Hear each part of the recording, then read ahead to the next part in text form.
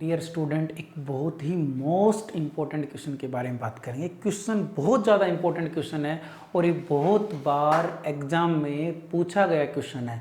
बहुत simple question है, अगर इसको स्टेप वाइज अगर हम करते हैं तो बहुत ज़्यादा सिंपल क्वेश्चन है। ध्यान से देखना और कॉपी पेन अपना निकाल लो भी।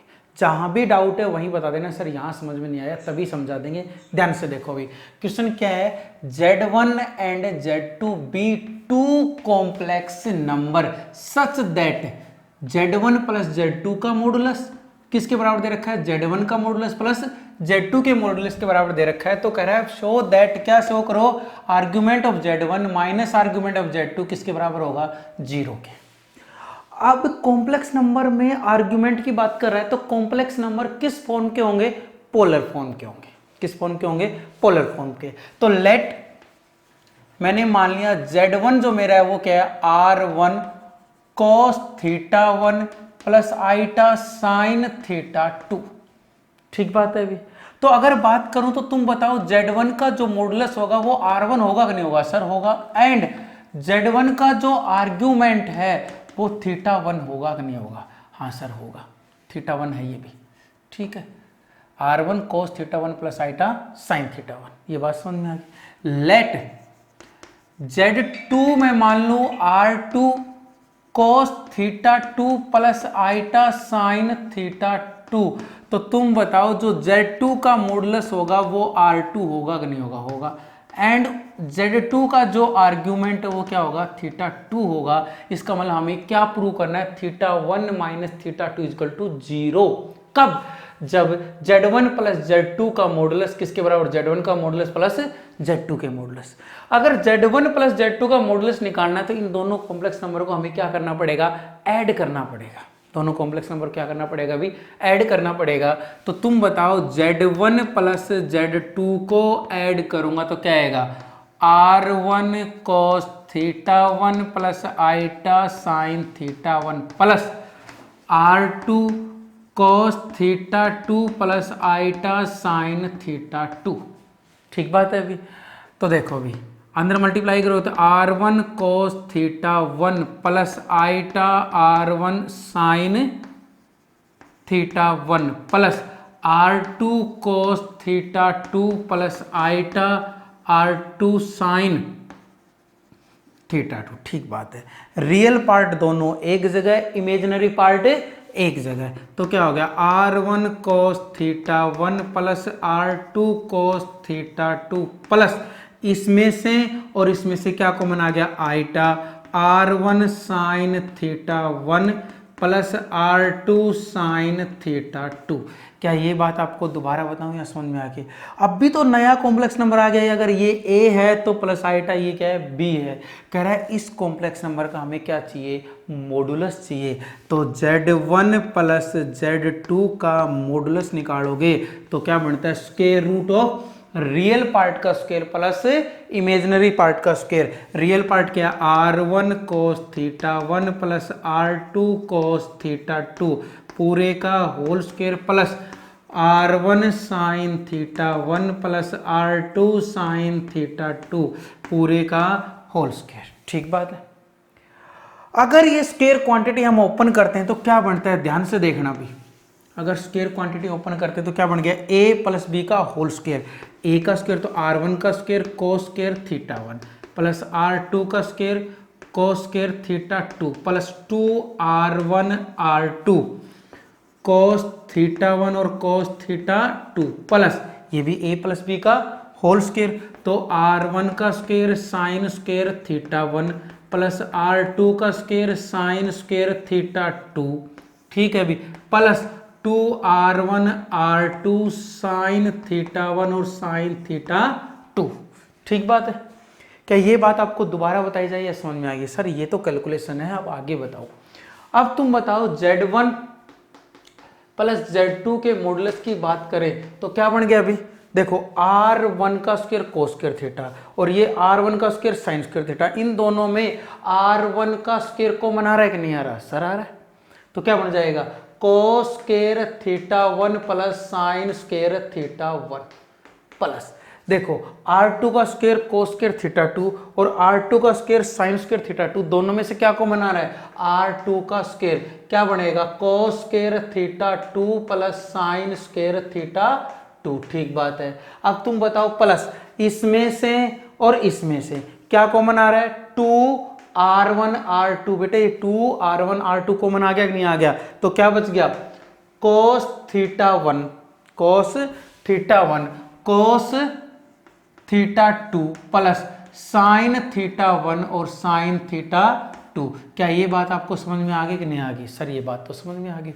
तो तुम ये बताओ ये क्या बन गया? Sine square theta 1 plus cos square theta 1 कितना हो गया? 1। Sine square theta 1 plus cos square theta 1 कितना हो गया? 1। तो क्या बन गया अभी? स्क्वायर रूट ऑफ R1 का स्क्वायर प्लस R2 का स्क्वायर प्लस 2R1 R2। और ये क्या बन गया? कोस ए कोस बी प्लस साइन ए साइन बी कोस ए माइनस बी। तो कोस थीटा 1 माइनस थीटा 2। क्या आप इससे ज्यादा सोल्व कर सकते हो? सर नहीं कर सकते। अकॉर्डिंग टू क्वेश्चन अगर मैं बात करूं तो क्वेश्चन में क्या Z1 प्लस Z2 का मोड किसके बराबर दे रखा है? Z1 का मॉडुलस प्लस Z2 का मॉडुलस। ठीक बात है। तो ये जो मॉडुलस है देखो, ये Z1 प्लस Z2 का मॉडुलस हमारे पास ये है। ये क्या है? रूट R1 का स्क्वायर प्लस R2 का square plus 2R1 R2 cos theta 1 minus theta 2। वो किसके? R1 का मॉडुलस हमने पहले निकाल चुके, जो कितना था? R1 था। R2 का मॉडुलस कितना? Z2 का मॉडुलस कितना था? R2 था। Z1 का मॉडुलस कितना है? R1 है। दोनों साइड हमें क्या करना पड़ेगा? स्क्वायर। तो ये तो क्या होगा? R1 का स्क्वायर प्लस R2 का square plus 2R1 R2 cos theta 1 minus theta 2। और ये क्या बन जाएगा? R1 प्लस R2 का होल स्क्वायर। ठीक है। तो ये तो क्या हो गया? R1 का स्क्वायर प्लस R2 का square plus 2R1 R2 cos theta 1 minus theta 2। ये क्या बन गया? A प्लस बी का होल स्क्वायर। तो क्या होगा? A का स्क्वायर प्लस B का स्क्वायर प्लस के 2AB। ठीक है। अभी देखो ये दोनों क्या हो गए? कैंसिल हो गए। ठीक है। तो क्या हो गया? अभी ये दोनों कैंसिल हो गए। ठीक है। तो क्या हो गया? 2R1 R2 cos theta 1 minus theta 2 equal to 2R1 R2। ये दोनों क्या हो गए? कैंसिल हो गए। तो तुम बताओ कोस थीटा 1 माइनस कोस थीटा 2 का आंसर कितना आ गया? 1। कितना आ गया? 1। अब बात आती कोस 1 कहाँ होता है? अरे कोस 1 किस पे होता है? 0 पे। कोस 0 कितना होता है? 1। और कोस 90 कितना होता है? 0। तो तुम बताओ कंपेयर करो, थीटा 1 माइनस थीटा 2 किसके बराबर आ गया? 0 के। अरे सर थीटा 1 क्या था? तुम ये बताओ थीटा 1 क्या था आपका पास? Argument of Z1 minus theta 2 के आर्ग्यूमेंट ऑफ Z2। वो किसके बराबर आ गया? 0 के। यही मेरे को क्या करना था? प्रूव करना था। ध्यान से देखो इस क्वेश्चन को, मैं दोबारा बता रहा हूँ। क्वेश्चन में क्या कह रहा था कि आपके पास दो कॉम्प्लेक्स नंबर है। आपके पास Z1 और Z2 क्या है? दो कॉम्प्लेक्स नंबर हैं और दोनों कॉम्प्लेक्स नंबर में कंडीशन आपको दे रखी थी कि Z1 प्लस Z2 का मॉडुलस किसके बराबर है? Z1 का मॉडुलस प्लस Z2 के मॉडुलस के बराबर है। तो प्रूव करो argument of Z1 minus argument of Z2 किसके बराबर होगा? 0 के। आर्ग्यूमेंट की बात कर रहा था तो हम कॉम्प्लेक्स नंबर जो लेंगे वो किस में लेंगे? पोलर फॉर्म में लेंगे। तो मैंने Z1 जो कॉम्प्लेक्स नंबर है वो क्या माना? R1 into cos theta 1 plus iota sine theta 1। तो इसमें बात करें तो Z1 का जो मॉडुलस है वो कितना हो गया? R1 हो गया। और आर्ग्यूमेंट कितना हो गया Z1 का? थीटा 1 हो गया।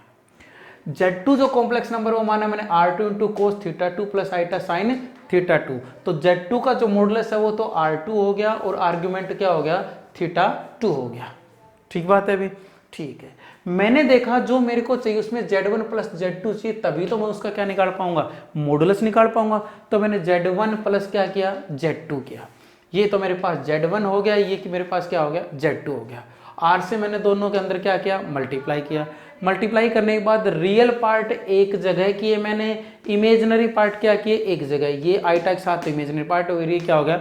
रियल पार्ट हो गया। फिर मेरे को इसका क्या निकालना था? मॉडुलस। मॉडुलस जब किसी कॉम्प्लेक्स नंबर का निकालता हूं तो रियल पार्ट का स्क्वायर प्लस इमेजिनरी पार्ट का स्क्वायर। ये बन गया a प्लस बी का होल स्क्वायर, a का स्क्वायर प्लस b का स्क्वायर प्लस के 2ab। ये भी a का स्क्वायर b का स्क्वायर प्लस के 2ab।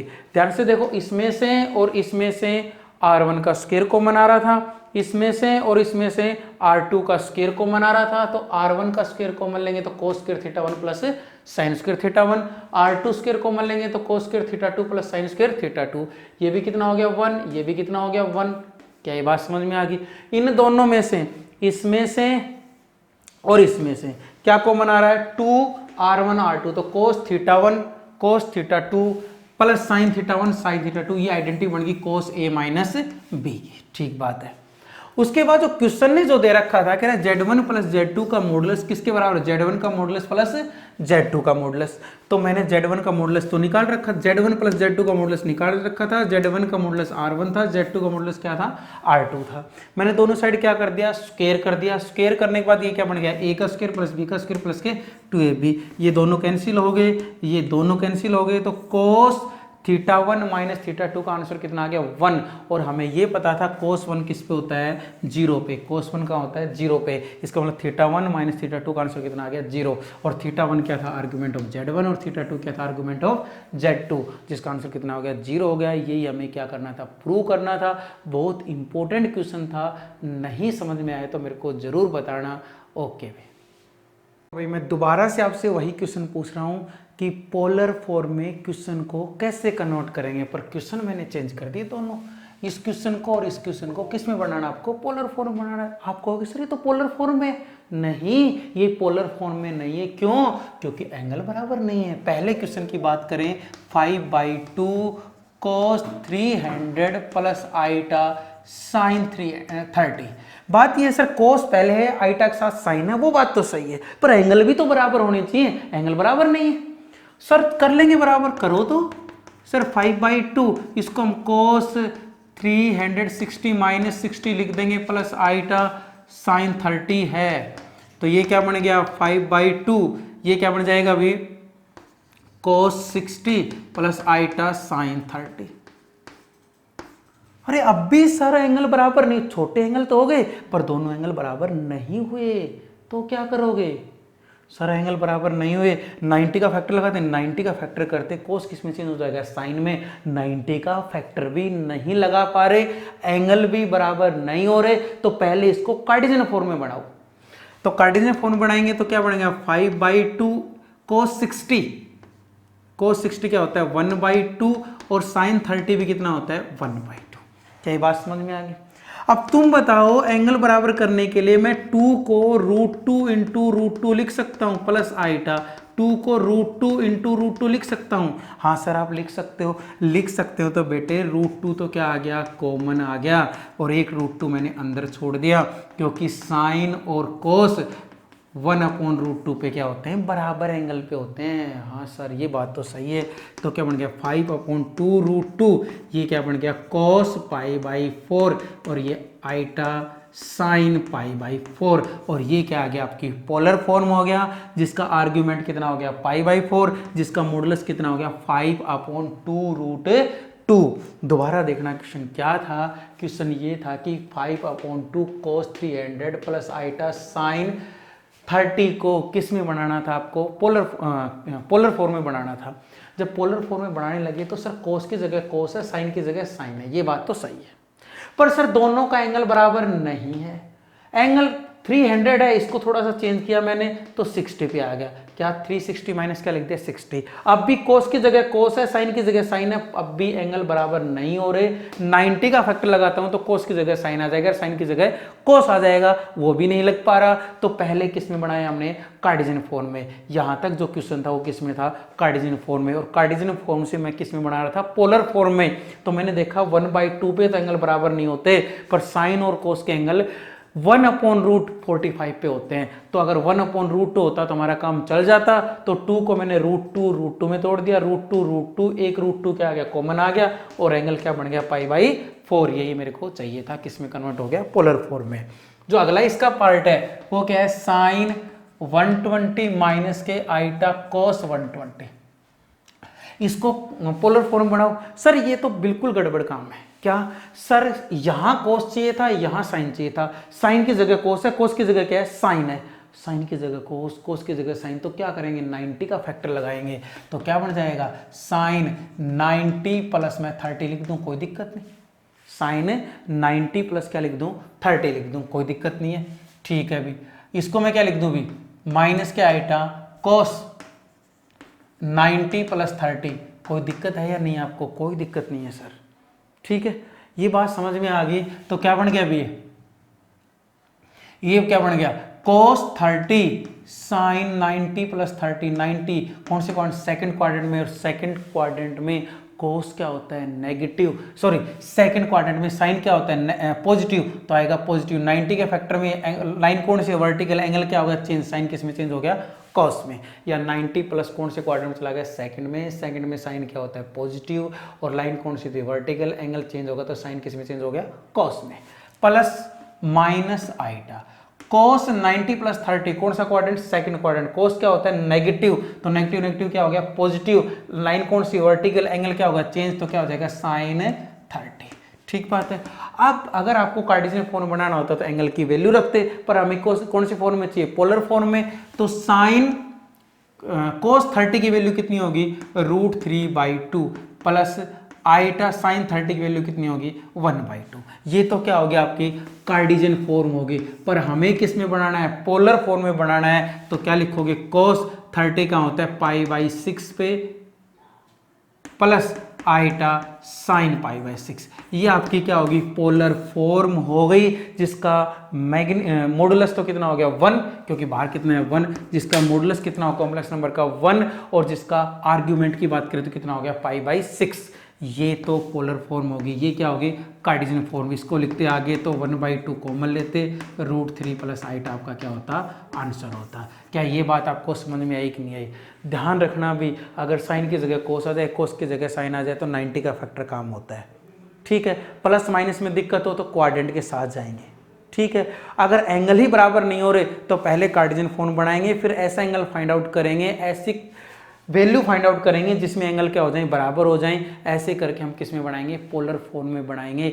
आज के क्वेश्चन कंप्लीट हुए, ध्यान से करना। कोई डाउट हो तो प्लीज़ मेरे से पूछना, और काम रेगुलर किया करो, तभी आपको समझ में आएगा। ओके।